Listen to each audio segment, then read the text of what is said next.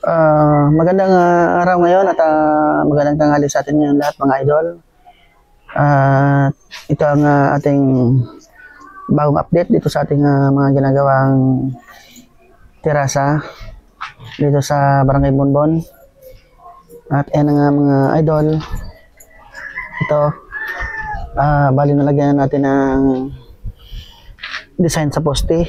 Ito na yung poste nga bagong lagay natin mga idol. Yan.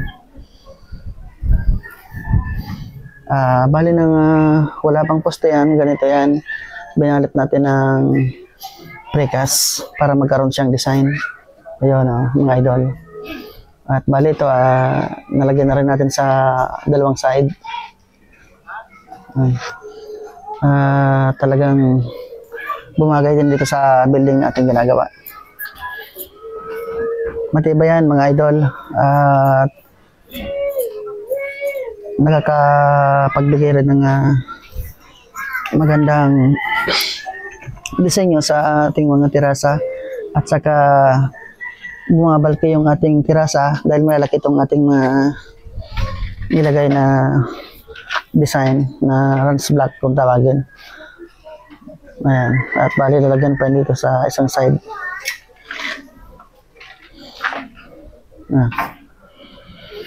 Ito yung nilalagay dyan. Bali magkabilaan ang design yan. Nakapal yan kaya matibay. At bali dito sa open na ito mga idol, ito ang abangan natin kasi may design din akong ilalagay dito sa dalawang open na yan. Hindi na tayo maglalagay ng ganyan na hollow blocks.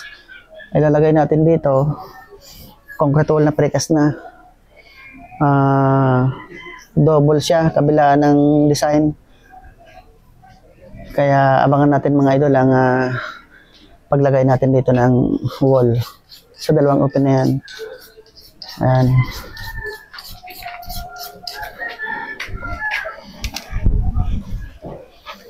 Ayan, napakaganda ng design natin mga idol. Pag itong mga open, itong mga bintana, lalagyan na rin natin ng concrete hamba para dyan ang pinaka-pattern ng plastering. Ayan. Lahat yan nalagyan natin ng concrete hamba. At ayun, maraming salamat mga idol sa huling pasilip natin ng Glen Precast dito ngayong araw na ito. At siyempre, huwag natin kalimutan paki-like and share at paki-follow na rin po ng Facebook page ng Glen Precast. Maraming salamat po. Hanggang sa muli. Bye-bye!